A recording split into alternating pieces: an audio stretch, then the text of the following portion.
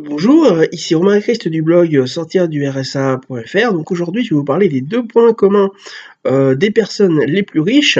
Mais avant, je vous rappelle que vous pouvez recevoir gratuitement ma sélection de livres sur l'indépendance financière en cliquant sur le bandeau qui apparaît sur cette vidéo. Donc effectivement, aujourd'hui, je vais vous parler des 2 points communs qu'ont les personnes les plus riches, notamment les milliardaires. Et en fait, j'ai eu cette idée de vidéo lorsque je suis tombé il y a quelques jours maintenant sur une étude. Enfin, c'était pas vraiment une étude, c'est en fait sur le classement fait par Forbes, hein, qui est un magazine américain, en fait, des personnes les plus riches, des milliardaires les plus riches. Et quand j'ai vu les 8 premiers noms, donc parce qu'en fait, ils donnent les 8 premiers noms, enfin dans l'article que j'ai vu que les 8 premiers noms, et quand on voit les 8 premiers noms, et ben en fait, on peut voir qu'il y a 2 points communs absolument pour être milliardaire en 2017. Et bah, je vais vous donner donc ces deux points communs pour que vous puissiez par exemple faire la même chose pour pouvoir devenir milliardaire. Je vous le souhaite d'ici quelques années, parce qu'effectivement ça va pas se faire en 3 jours non plus. Donc le premier point commun, donc après avoir présenté mon petit téléphone, comme d'habitude, pour que je n'oublie rien de ce que je vais vous dire. Donc le premier point commun qu'ils ont tous, ces 8 personnes, c'est qu'en fait ils sont créateurs d'entreprises. En tout cas, 7 des 8 personnes les plus riches, donc milliardaires, ont un point commun, c'est qu'en fait il y en a 7 sur 8 qui sont des créateurs d'entreprises. On peut retrouver notamment Bill Gates, qui est fondateur de Microsoft. On peut retrouver Mark Zuckerberg, on va y arriver, je vais y arriver surtout, donc qui est donc lui créateur de Facebook, donc fondateur de Facebook. Vous avez par exemple Jeff Bezos, qui est aussi fondateur d'Amazon. Donc il faut savoir que quand ils fondent, généralement ils sont PDG, donc ils sont chefs de leur entreprise, donc qu'ils ont créé. Alors c'est pas obligatoire non plus, puisqu'effectivement une fois qu'on a créé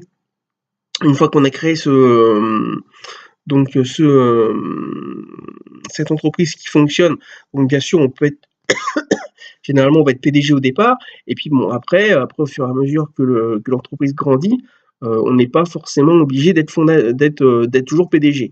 Bon, c'est le choix qu'ils ont fait, donc voilà, et voilà, mais on n'est pas obligé. Mais ce qui est quand même un sacré point commun entre tous, en tout cas entre les 7 plus riches du monde, c'est qu'ils sont tous créateurs de leur entreprise, donc ils sont créateurs d'entreprise pour être devenus milliardaires.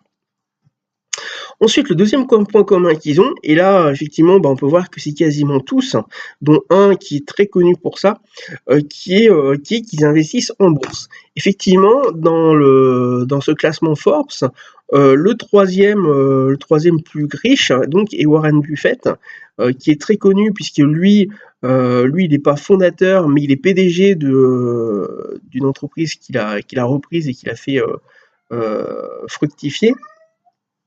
Et lui, c'est un gros investisseur en bourse.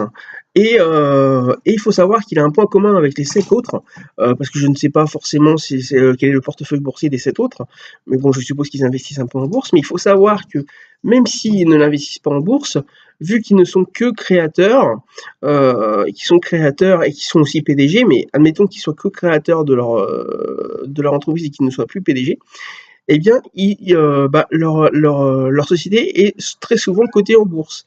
Qui veut dire cotée en bourse, veut dire qu'ils ont des millions d'actions de ces entreprises, et ça leur permet de toucher des dividendes, donc d'avoir des investissements en bourse rien que de leur en société. Et Warren Buffett, lui, a développé beaucoup ça, c'est qu'effectivement, il a des actions de dizaines d'entreprises. Alors quand je parle des actions, je ne parle pas de 2 ou de 10, c'est des millions d'actions, ou en tout cas des dizaines de milliers, voire des centaines de milliers d'actions de certaines entreprises. Et pardon. Et donc ça lui permet donc de toucher des dividendes, notamment de faire des plus-values également, mais notamment en touchant des dividendes substantiels, et c'est ce qui permet, avec la plus-value potentielle, pas forcément qu'ils prennent dans l'année, et bien avec la plus-value potentielle d'avoir un patrimoine qui leur permet de devenir les plus riches du monde. Parce qu'effectivement, admettons que vous achetiez une action à 10 € et que l'année d'après, cette action-là, elle ne vaut plus 10 €, mais elle vaut 100 € parce que le cours de l'action a explosé, et bien votre patrimoine donc a augmenté de 90 € en une année, et vous avez 100 € de patrimoine au lieu d'en avoir que 10. Donc eux, c'est le même système, donc Warren Buffett, c'est à peu près le même système, c'est qu'effectivement, s'ils deviennent de plus en plus riches, c'est parce qu'en fait, les sociétés dont ils sont créés ou dont ils sont actionnaires, eh bien en fait, augmentent au fur et à mesure de des années donc en valeur, et donc ça leur fait un patrimoine énorme qui devient des milliards d'euros et qui leur permet d'être les plus riches et en même temps de toucher des dividendes s'ils sont PDG de leur entreprise. Bien sûr, généralement ils les vendent pas, ils touchent juste les dividendes, mais comme ils en ont des millions, forcément ça touche, ils touchent énormément d'argent tous les ans. Et leur patrimoine donc est énorme. Et donc Warren Buffett a fait la même chose. Lui par contre, lui c'est un petit peu différent. Lui en fait il a repris une entreprise, mais par contre il a des millions d'actions de plusieurs dizaines d'entreprises qui lui permettent de toucher des dividendes et des plus-values une fois qu'il les revend.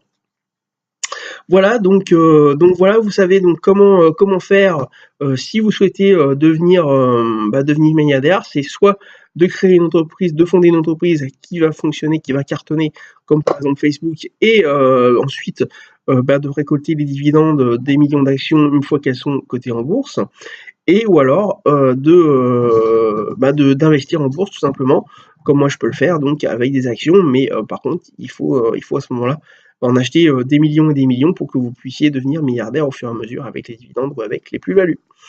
Voilà, donc c'était Romain Christ du blog sortir du RSA.fr. Donc je vous rappelle que vous pouvez recevoir gratuitement ma sélection de livres sur l'indépendance financière en cliquant sur le bandeau qui apparaît sur cette vidéo. Je vous rappelle également que vous pouvez vous abonner à cette chaîne YouTube en cliquant sur le bouton s'abonner qui est en bas à droite de la vidéo.